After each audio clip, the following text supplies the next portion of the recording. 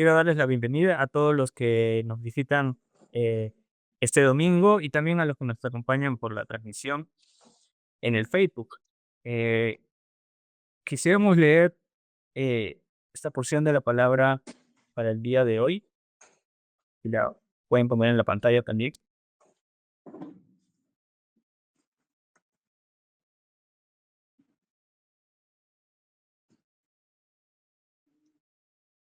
Salmo 89 del 1 al 8. Oh Señor, por siempre cantaré la grandeza de tu gran amor. Por todas las generaciones proclamará mi boca tu fidelidad. Declararé que tu gran amor permanece firme para siempre, que has afirmado en el cielo tu fidelidad. Dijiste, he hecho un pacto con mi escogido, le he jurado a David mi siervo, estableceré tu descendencia para siempre y afirmaré tu trono por todas las generaciones. Los cielos, Señor, celebrarán tus maravillas y la asamblea de los santos proclamará tu fidelidad. ¿Quién en los cielos es comparable al Señor? ¿Quién como Él entre los seres celestiales?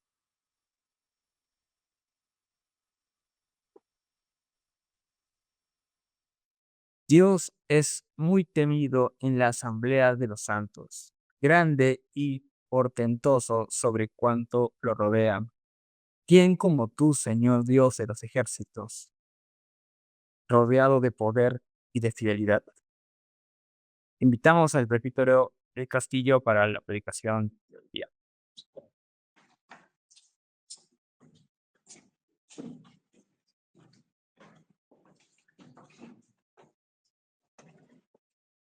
Bien. Buenos días hermanos. ¿Cómo se encuentra? ¿Ve? Qué bueno. Bueno, y gracias por los que han llegado de temprano también. Vamos a tener un momento de breve oración y luego continuamos. Bendito Señor, gracias por traernos hasta aquí para escuchar de tu palabra, para orarte juntos, Señor, y también para aprender, recordar o grabar y poner en práctica, Señor, muchas cosas que quizás ya sabemos y hemos dejado de lado, no somos tan conscientes de cada una de esas cosas. Toda tu palabra, Señor, influye también en nuestra mente, en nuestro corazón, en nuestra actitud frente a la vida, en nuestra respuesta hacia ti. Te pedimos que obre tu Espíritu Santo para que esa respuesta en nosotros también se dé de manera eficaz, Padre. Eh, Como siempre también, en medio de toda circunstancia que vivimos, te pedimos que dejes de lado, que saques eh, de nuestra mente esas circunstancias, esas preocupaciones que seguramente siempre están ahí, sean de algún tipo de angustia emocional, sea de alguna falta económica, sea de algún problema de salud o del corazón, lo que fuera, Señor. Ayúdanos a concentrarnos en ti, en el mensaje que tienes esta mañana para nosotros. En el nombre de tu Hijo amado Jesús oramos. Amén. Bien, hermanos, el salmo, la porción del salmo que hemos leído, no hemos leído todo el salmo completo, pero habla básicamente de la fidelidad de Dios y su alianza, ¿no? Su pacto. Quisiera empezar por preguntarles, ¿no? ¿Qué significa para ustedes ser fiel? Cada uno tiene una opinión seguramente de lo que significa ser fiel, ¿verdad? ¿Qué es ser fiel? ¿Mm?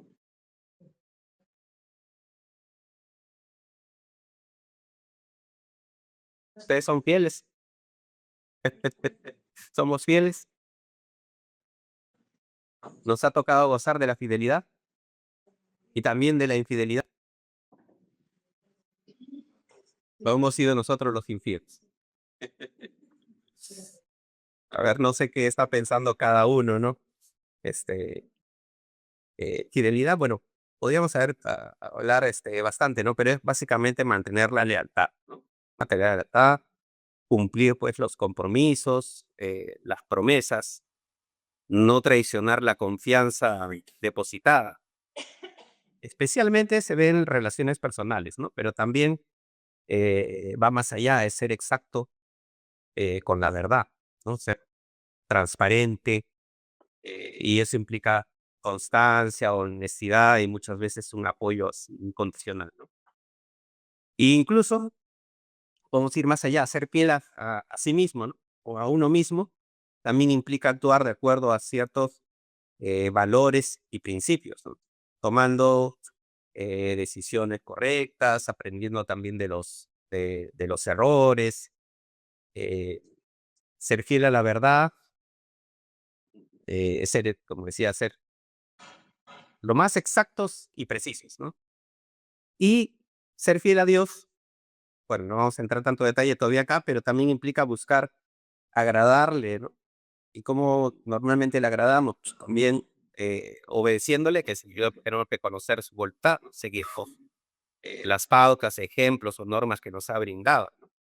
Y en ese camino, ser perseverantes. En resumen, para nosotros como seres creados, ser fiel es una virtud que incluye no defraudar a otros, pero tampoco a uno mismo. En generar confianza, ¿no? Al no engañar y engañarnos nosotros mismos, ni traicionar. Como manteniendo la palabra también, ¿no? Y esto también es un don del Espíritu Santo, no un fruto de la fe, como lo vemos en Gálatas 5:22, ¿verdad? Ahora, en nuestra sociedad, podemos decir que vivimos en una cultura de fidelidad. ¿Mm? Cerca, cerquita, lejos. Vivimos, bueno, el mundo es más amplio que en nuestra ciudad, ¿no? En general, algunos tienen más visión, los que han viajado, tienen familia afuera, o conocen un poco de fuera, ¿no? Pero sí, aún concentrando solamente en nuestra ciudad, vemos que está marcada pues por inestabilidad, ¿no? Si vemos en el ámbito político, vemos promesas políticas que no se cumplen, o las promesas ya les escuchamos pensando en que esas promesas tienen fecha de vencimiento, ¿no? Y de repente se vencen antes de que, que comience a gobernar o a subir un cargo a alguien, ¿no? Como lo vemos en nuestra sociedad, también vemos relaciones también frágiles, y ahí vamos de repente lo que algunos piensan de esa parte de los compromisos, ¿no?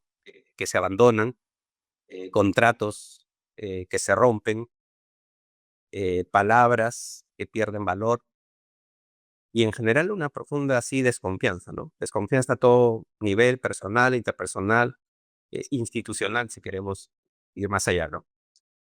Entonces muchos, al ver todo eso, pues llegan a pensar que la fidelidad es solamente ya en este tiempo una ilusión, ¿no? O una excepción, por decirlo así.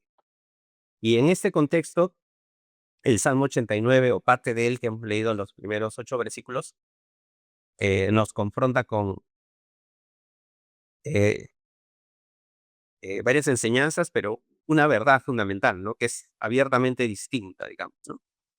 Dios es absolutamente fiel y su fidelidad está ligada, relacionada a, a su pacto, a su alianza. Entonces, cuando abrimos las escrituras, nos encontramos con quién, con un Dios que se presenta así de una manera totalmente distinta a lo que pudiéramos ver como normal, ¿no? El Dios de la Biblia no es pues como los hombres o como nosotros podemos pensar de la fidelidad. Él, Dios, no promete a la ligera, ¿no? Él hace pacto, hace alianza y guarda ese pacto con una fidelidad perfecta, constante. Este salmo no vamos a entrar mucho ahí, quizás estoy pensando que Jaime, que decía que profundiza más la escuela dominical, les invitamos a todos a participar y ahora va a poder ampliarnos un poquito más el contexto de este salmo. Pero este salmo fue escrito también en algún momento de crisis nacional, ¿no? cuando parecía que las promesas, así que en especial las hechas a David, podían correr peligro, no cumplirse. Sin embargo, el salmista, ¿cómo empieza los primeros versos o el primer verso? No comienza con quejas, ¿no? Ni en un ánimo pesimista como pareciéramos ver de los salmos anteriores, ¿no? O en especial del salmo anterior. ¿Cómo comienza? ¿Mm? Cantando, dice. Comienza con una adoración, con una adoración que pone la mirada en qué, a quién está adorando y por qué le está adorando. Está poniendo su mirada en el carácter de Dios. La fe entendida de las Escrituras nos muestra así que, digamos que la teología correcta en el Evangelio, bien entendiéndose bien, va primero o antecede a la perseverancia fiel, que es lo que, donde a veces tenemos problemas o nos frustramos de repente, ¿no? Dicho de otra manera, mm, no es posible tener una perseverancia fiel si no conoces primero a Dios, ¿no? Ni su voluntad, como a través de su palabra, ¿no? Y de la acción del Espíritu Santo.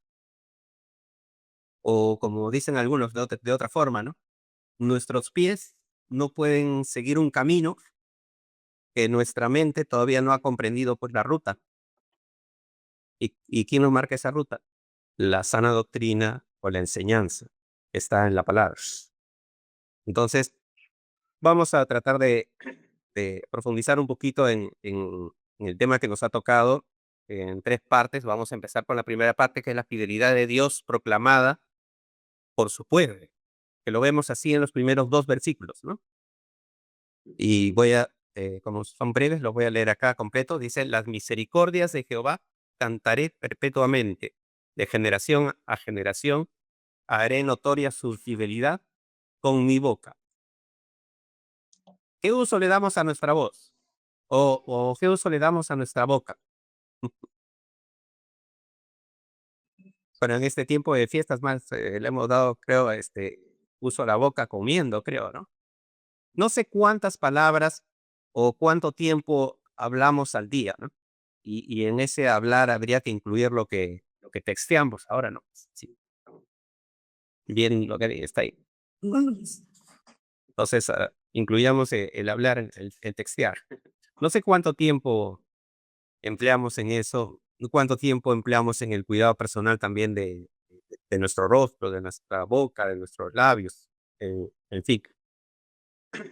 El salmista comienza pues con una acción así personal, dice, cantaré, ¿no?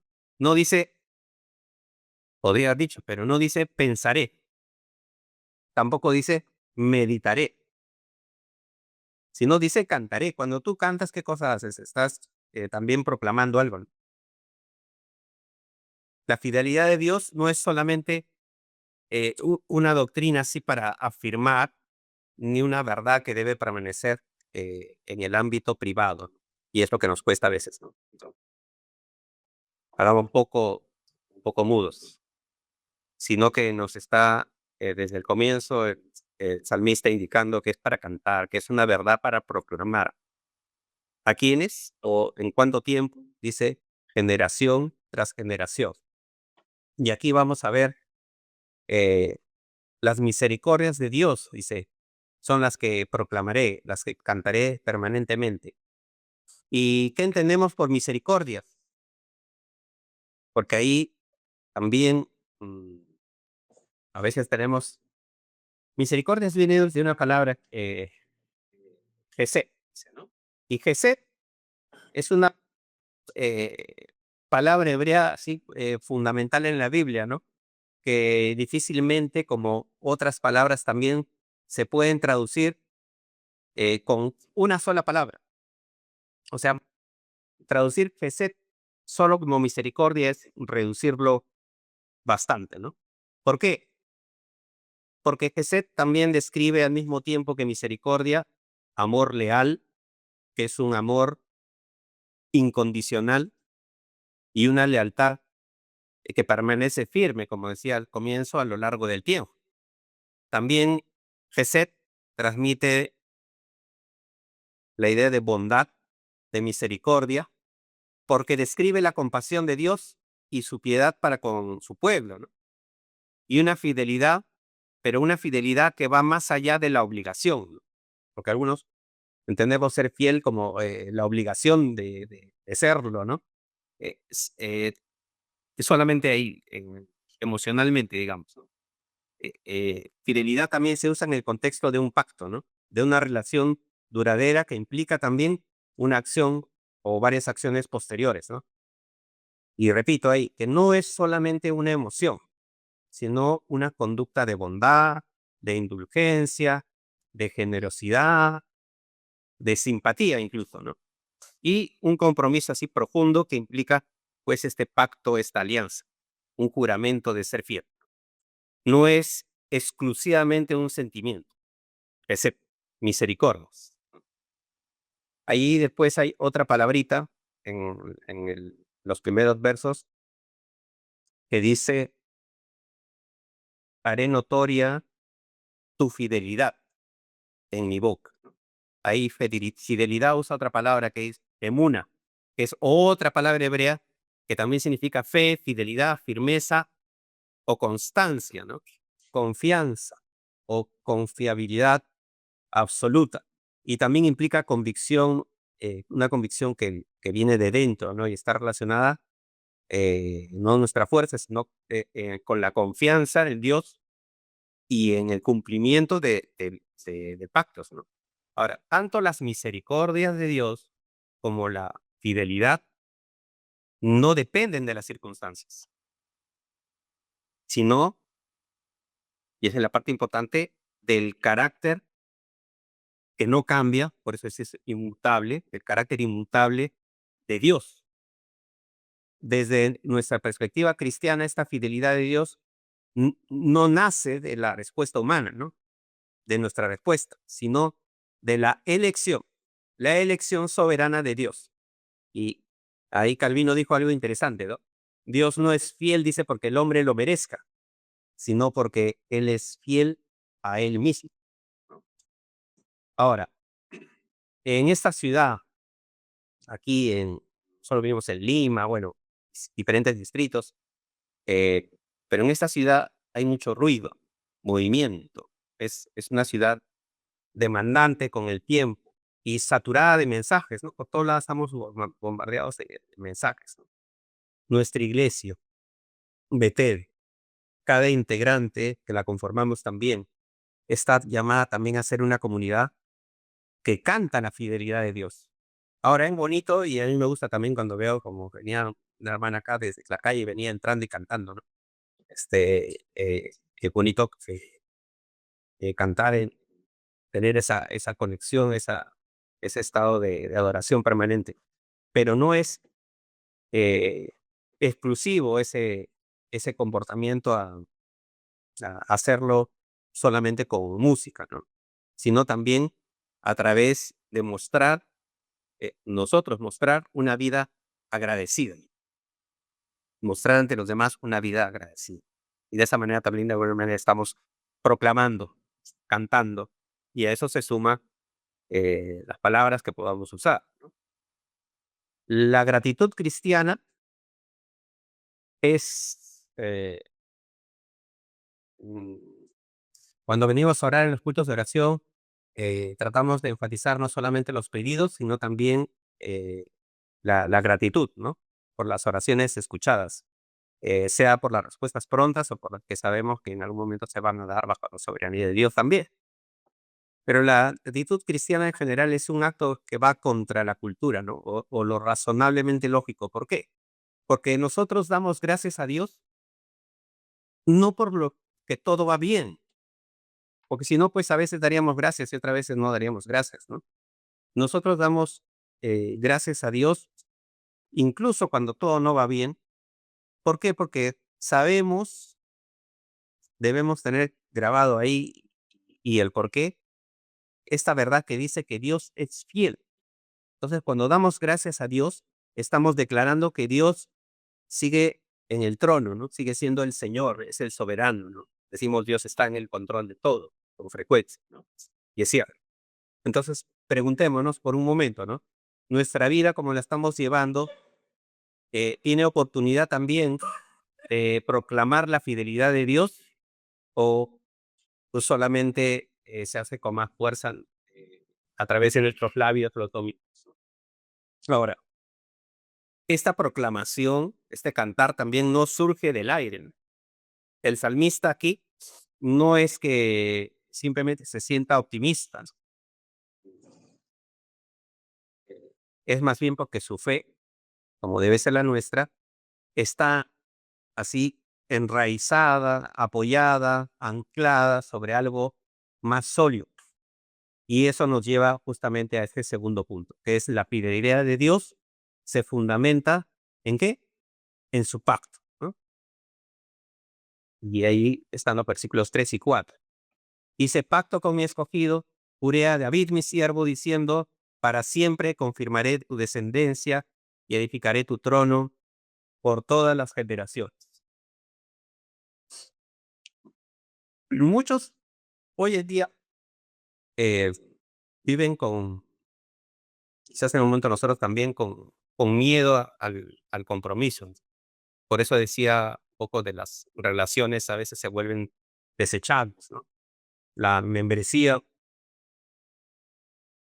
a veces también es superficial. La espiritualidad muchas veces no tiene raíces profundas, pero aún en esas circunstancias, el Dios del pacto nos llama a ser y a tener una fe perseverante.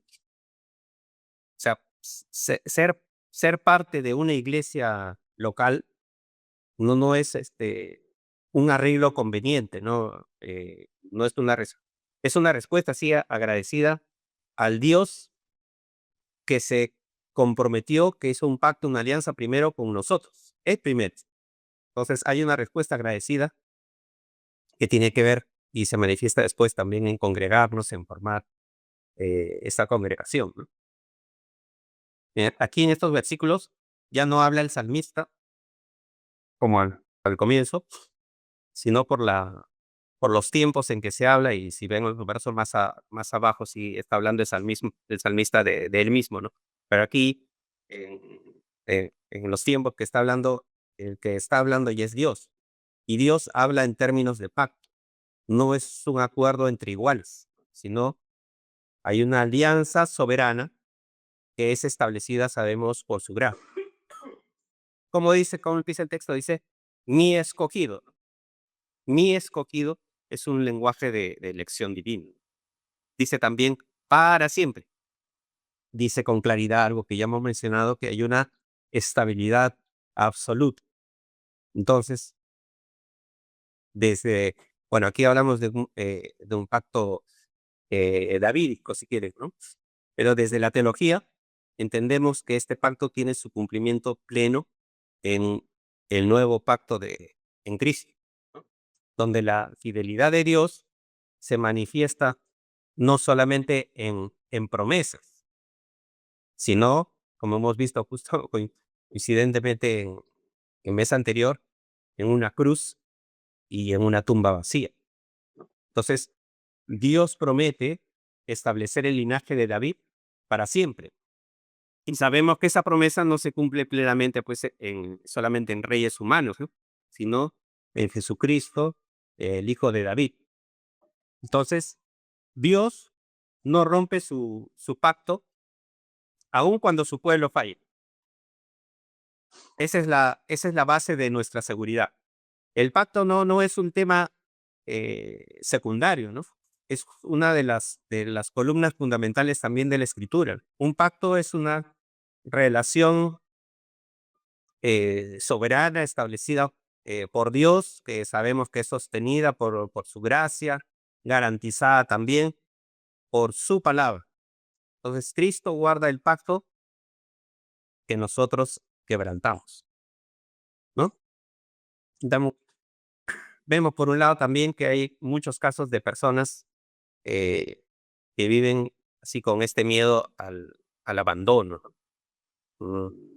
Y dentro de eso, bueno, pues vamos a encontrar que terminan habiendo lo que llamamos familias rotas o quebradas, relaciones así que como dijimos antes también, que se van volviendo descartables, ¿no?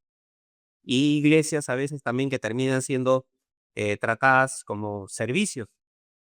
Y el pacto de Dios nos llama a nosotros a tener un compromiso profundo, profundo y perseverante con Cristo. Y por eso, porque con Cristo es también con su iglesia, la que él estableció, a través de una congregación local, ¿no? Entonces, hermanos y amigos que nos escuchan, no tratemos el hecho también de ser miembro formal de la congregación, el servicio o la comunión como algo opcional, porque no lo es, ¿no? Dios es un Dios de pacto y su pueblo debe reflejar esa realidad. ¿Cómo reflejamos esa fidelidad en nuestras vidas en la iglesia? Eso es algo en lo que tenemos que ir reflexionando, ¿no? Vamos a hacer, antes de entrar al tercer punto, un paréntesis para que quede también algo claro, ¿no? Sabemos que Dios gobierna la historia mediante su pacto de gracia, ¿cierto? Cuando en Efesios 1, 9, 10 en adelante dice, reunir todas las cosas en Cristo en la dispensación del cumplimiento de los tiempos, Pablo está afirmando que la historia no está pues así dividida, fragmentada, ¿no? Sino que está conducida hacia Cristo. En la teología lo entendemos mediante el pacto de gracia, que aunque está administrada así de diferentes maneras, es el mismo, en el fondo, en, en su sustancia, como se dice, ¿no? ¿Por qué? Porque decimos, hay una sola promesa, un solo mediador, una sola fe salvador, ¿cierto? Desde el Génesis hasta el Apocalipsis, vemos que Dios salva por gracia mediante la fe en Cristo. Entonces hay una historia redentora, continua y unificada, ¿no? Cuando Pablo, más adelante en Gálatas, en 3:16 y en adelante, dice, si sois en Cristo, ciertamente linaje de Abraham sois. No nos está diciendo que la promesa es étnica, ¿no? De raza, sino mesiánica, que Abraham fue justificado por fe, que Cristo es la simiente y que los creyentes nosotros somos los herederos. Calvino dijo también, la adopción que una vez perteneció a los judíos no ha sido abolida, dijo, ha sido extendida. Entonces la iglesia no reemplaza a Israel, la iglesia es Israel en Cristo.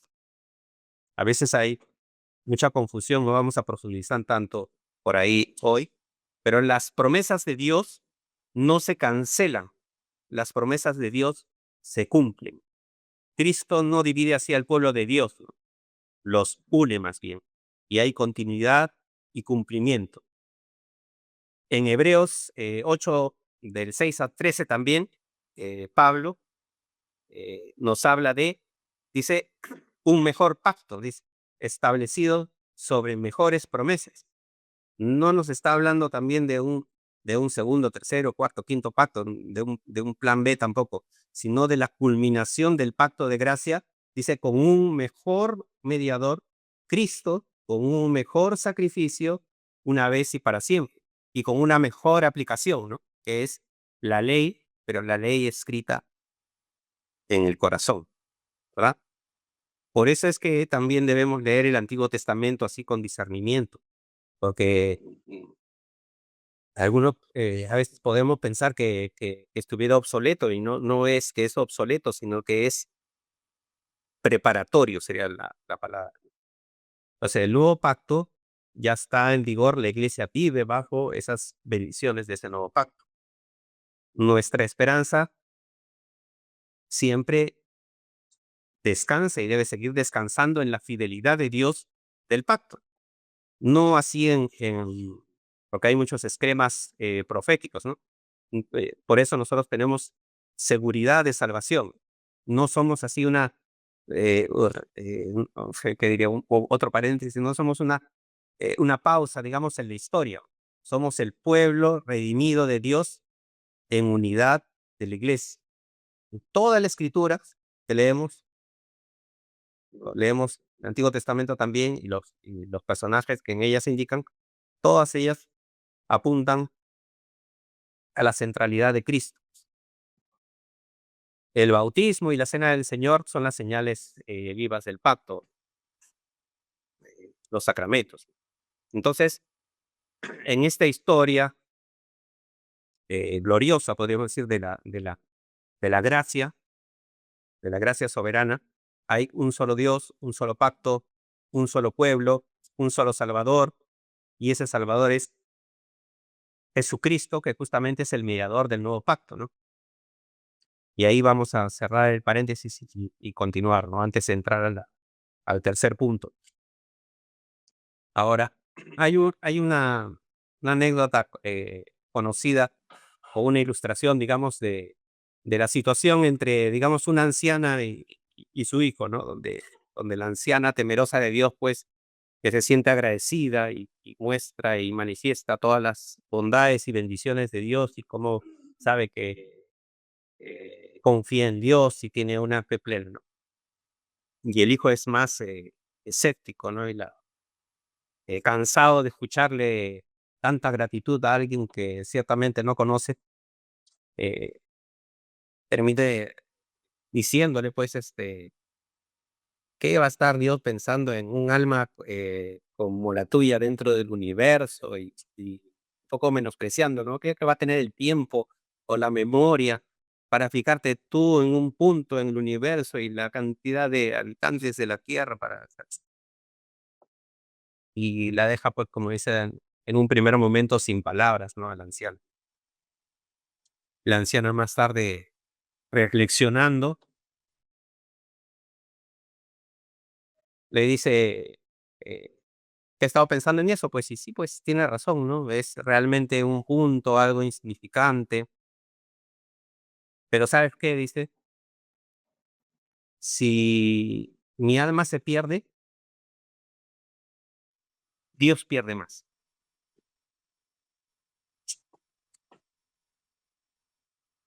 De primera impresión parecería orgulloso la frase, ¿no? Pero no en el sentido que lo digo.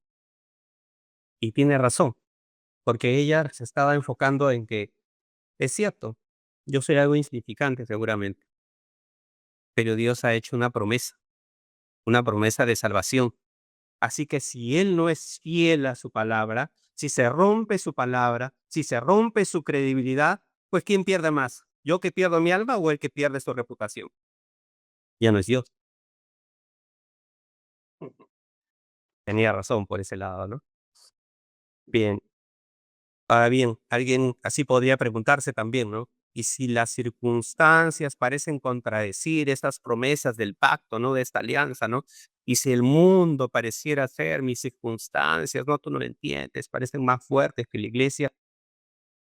El salmista ahí se anticipa a la respuesta a esa pregunta, ¿no? Y justamente nos lleva, como dice textualmente, ¿no? A levantar la mirada y ver la respuesta en el tercer punto que tiene que ver con la fidelidad de Dios, que es respaldada por su poder incomparable, que lo vemos en los versos del 5 al 8. Celebrarán los cielos tus maravillas, oh Jehová, tu verdad también en la congregación de los santos, porque ¿quién en los cielos igualará a Jehová? ¿Quién será semejante a Jehová entre los hijos de los potentados? Dios temible en la gran congregación de los santos, y formidable sobre todos cuantos están alrededor de él. Oh Jehová, Dios de los ejércitos, ¿quién como tú? Poderoso eres Jehová, y tu fidelidad te rodea. Aquí el salmista nos está llevando de, del pacto a una adoración más extensa, ¿no? Con seres celestiales o cosas creadas celestiales. Está elevando la mirada al cielo. ¿Quién está en el cielo? ¿Quién está refiriendo a ángeles, ¿no? A toda la creación que reconoce que no hay nadie como Dios. Entonces la fidelidad de Dios no es frágil. ¿Por qué? Porque está respaldada por su omnipotencia, ¿no? Omnipotencia, todopoderoso, ¿no? Ahora, Dios no es solamente bueno, ¿no? Miren lo que hemos leído ahí en el, en los versos anteriores, ¿no? También dice Dios temible en la congregación. Entonces, Dios no es solamente bueno, sino también es un Dios temible en santidad y soberano, pues, en su poder, ¿no? Y aquí vemos otra verdad fundamental, central. El Dios que promete es el Dios que gobierna. ¿Qué más confiable puede ser una promesa de quien gobierna? Dios. Ninguna fuerza humana, ni económica, pues, ni política, ni cultural, social, puede frustrar o alterar los planes de Dios. Ahora, como iglesia local, como el ejemplo de la anciana, la iglesia local puede sentirse pequeña, pues, minúscula, ¿no? Puede sentirse de repente irrelevante o presionada. Sin embargo, nosotros adoramos a un Dios que reina sobre todo el mundo, pero también sobre nuestra ciudad, sobre la historia en general, sobre las naciones en general, y servimos a ese Dios, y esto tenemos en común, a ese Dios que es incomparable. Ahora, ¿cuál es el desafío práctico para nosotros? Pues nos toca servir, ¿no?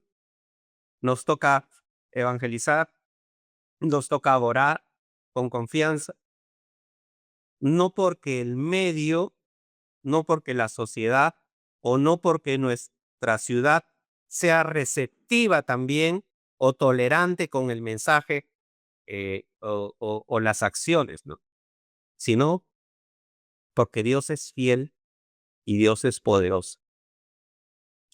Entonces, este salmo también no solamente nos consuela como creyentes al ver o recordar o tener más presente la fidelidad de Dios, sino que también confronta al que no cree aún, al que no confía aún en la fidelidad de Dios, y llama también al que aún no ha respondido a ese pacto de gracia, no lo ha aceptado. La fidelidad de Dios significa que Él va a cumplir todas sus promesas de salvación en Cristo,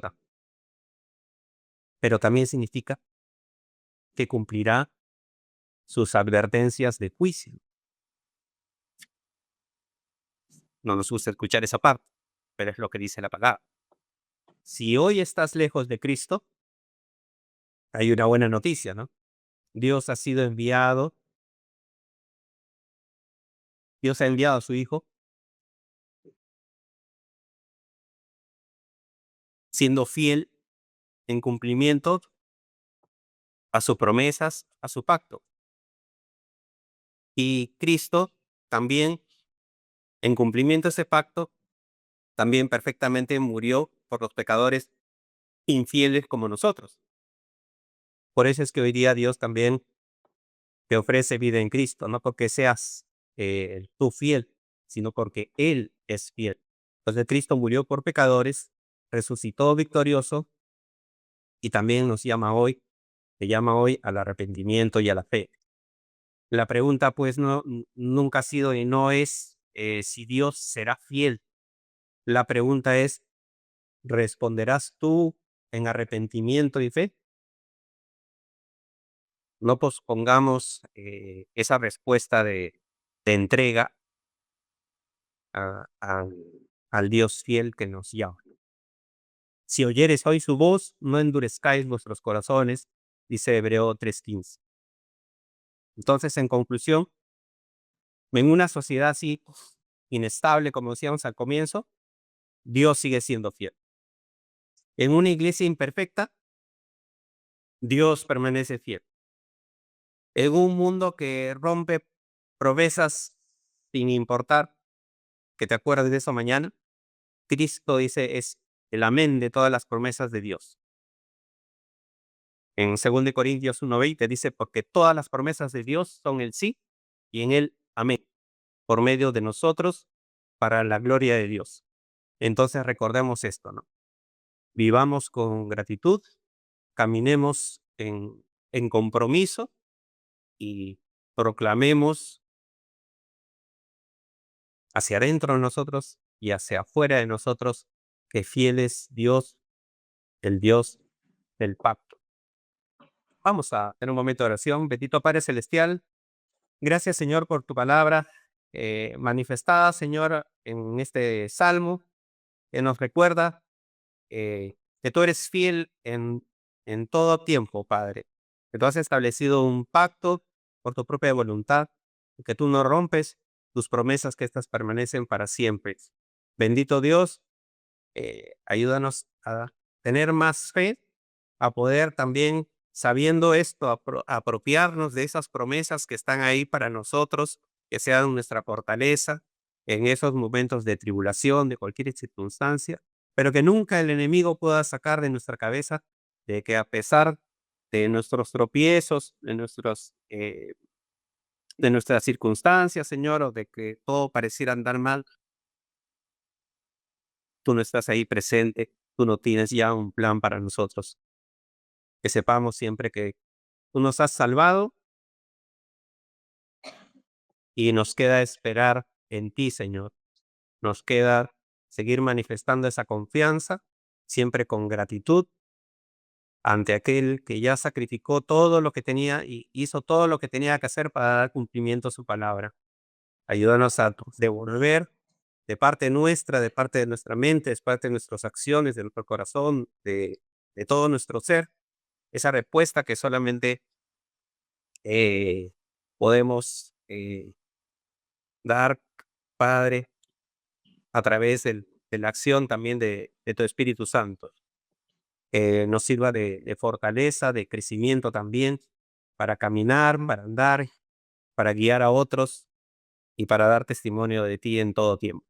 Gracias, Señor, en el nombre de tu Hijo amado Jesús. Amén.